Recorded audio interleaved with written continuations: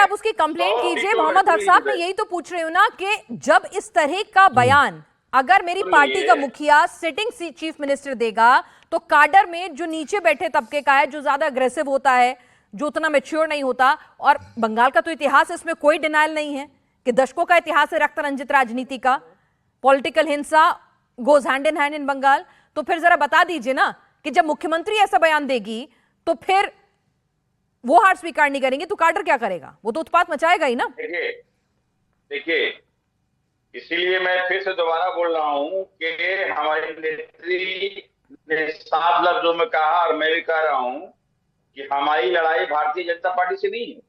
हमारी लड़ाई जो है, जो मुख्य चुनाव आयोग उनसे है, जिन्होंने हमारे वोट को सही नहीं माना, लूटा है। अरे उससे आगे बढ़िए, जो हम बात कह रहे हैं वो आप समझ ही नहीं रहे हैं। शाजी अलमी जी, शुभेंदु अधिकारी कह रहे हैं टारगेट पर मैं था। आप मेरी बात नहीं समझ रहे हैं। फिनाज जी नमस्कार और आदाब आपको भी, और जितने भी आपके पैनलिस्ट इस वक्त मौजूद हैं और जो भी इस वक्त हमारे दर्शक हैं। बहुत ही अफसोस के साथ कहना पड़ रहा है कि कितना खतरनाक माहौल है, और इसका अंदाजा आप लगाइए कि चुनाव हारने के बाद जो अराजकता, जो खून से लाल किया जा रहा है बंगाल को, सिर्फ इसलिए कि ममता बनर्जी को हराया गया है। आप जरा सोचिए किस भय में लोग रहते थे, इसका अंदाजा लगाइए कितने भय और खौफजदा माहौल में ममता बनर्जी राज कर रही थी। और ये लोकतंत्र नहीं है, ये राजनीतिक आतंक का यहाँ पे राज चल रहा है। हत्याएं, बूथ कैप्चरिंग, सर आम आप शुभेंदु अधिकारी के जो यंग उनके साथी को आप किस तरह से मार रहे हैं? मतलब सिर्फ इसलिए क्या बर्दाश्त नहीं कर पा रहे हैं? लोगों के लिए जरा सी भी इज्जत नहीं, लोग जिसको जनादेश की जरा सी फिक्र नहीं। ये किस तरह की बात हो रही है? आप मारेंगे, काटेंगे, आप नरसंहार करेंगे, आप बलात्कार करेंगे उन औरतों का। हमने देखा था क्या हुआ था 5 साल पहले, एक वृद्ध महिला का किस तरह से इन्होंने उसका रेप किया था। एक छोटी बच्ची का तो डर के मारे पलंग के नीचे छुपी हुई थी। ऐसे लोग हैं ये इस तरह के लोग हैं। मैं तो आप यकीन नहीं करेंगे, भाजपा की मैं होंगी प्रवक्ता, लेकिन मैं एक भारतीय हूँ और एक बहुत ही अपने को एक प्राउड इंडियन मानती हूँ। शुक्र है ऊपर वाले का कि उनका पूरा आतंक राज, गुंडा राज, दीदी की दादागिरी खत्म हुई है। लेकिन अब आप देखिए, ये इस महिला को देखिए जिसकी सब कितनी इज्जत करते थे इस जमाने में, मैं कितना करती थी और मेरे जैसे बहुत से लोग थे। ये कह रही है कि हारने के बाद ये जाएगी नहीं। आप जरा सोचिए, तो ये इंसाइट कर रही है, ये भड़का रही है, ये तो उकसा रही है लोगों को कि लोग मार काट करें और बाकायदा गुंडागर्दी करें और मैस मर्डर करें। मर्डर कर रहे हैं लोग। ठीक है शाजी जी, आप ही का सवाल लेके जाती हूँ यहाँ पर हक साहब के पास। हक साहब, दीदी जब कहती है मैं कुर्सी नहीं छोड़ूंगी तो उकसाती हैं वो लोगों को, भड़काती हैं, और उसी का नतीजा है ये हिंसा, ये मर्डर्स। देखिए, इसमें उस्काने की बात नहीं, उन्होंने अपनी बात रखी अपने तौर पर। देखिए, वो पेशे से वकील भी हैं, उनको पूरा संविधान मालूम है, उनको मालूम है हमें क्या करना, किस टाइम में कहा क्या बोलना है।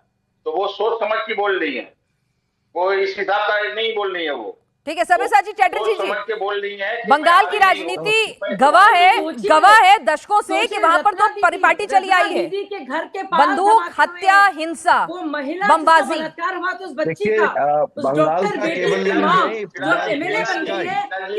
चुनाव हो रहा है, चुनाव का इतिहास अगर देखा जाए तो आपको पता चलेगा जो पहले से चुनाव के साथ हिंसा एक आभारी हो गया। बंगाल का इतिहास में हिंसा कमाने के लिए इस सरकार आया था, टीएमसी का सरकार 2011 में, बोले थे बदला नहीं बदल चाहिए, बदला नहीं बदल चाहिए बोल के जो सरकार आए थे। आने के बाद जिस दिन सरकार आए थे 13 मई 2011, उस रात को सीपीआईएम पार्टी का जितना सारा पार्टी ऑफिसेस है उतना पार्टी ऑफिस को जलाया गया था।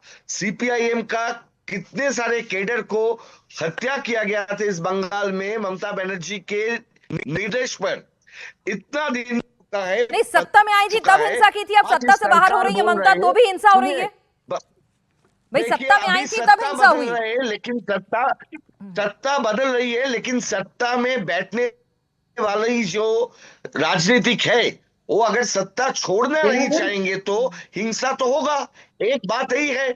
दूसरा बात है ये, जो आज बंगाल में जो चल रहा है इस सिचुएशन के तौर पर 1-2 दिन रेजिग्नेशन देने इतना समस्या क्या है?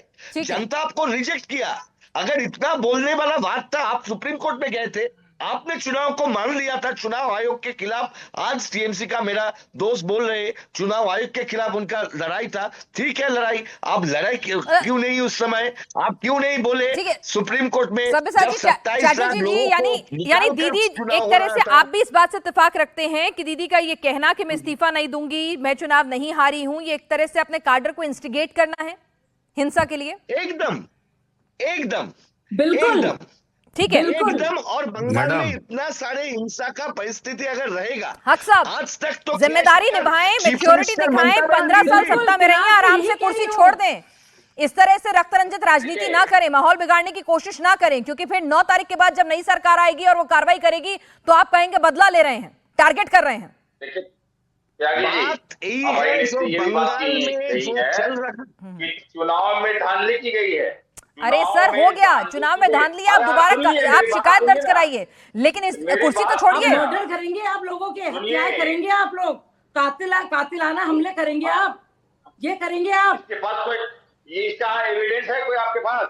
इस तरह का इल्जाम लगाने का काम कर रहे साजिद जी, ये कितनी गलत बात है। आप नेशनल टीवी पर आप किसी को हमारी पार्टी किसने किया फिर? को बदनाम कौन कर रहा करने की है? कोशिश कर कौन परेशान है? रहे हैं। भाजपा के जीतने से कौन परेशान है? ये चुनाव कौन आयोग की उग्रवादी जिम्मेदारी हरकतें कर रहा है? कौन परेशान है? अभी किसके जब ये सारी चुनाव आयोग जब एक सिद्धांत दे रही थी, ठीक है सब सिद्धांत शाजिया जी, को अभी तो केंद्रीय सुरक्षा बल वहां मौजूद हैं,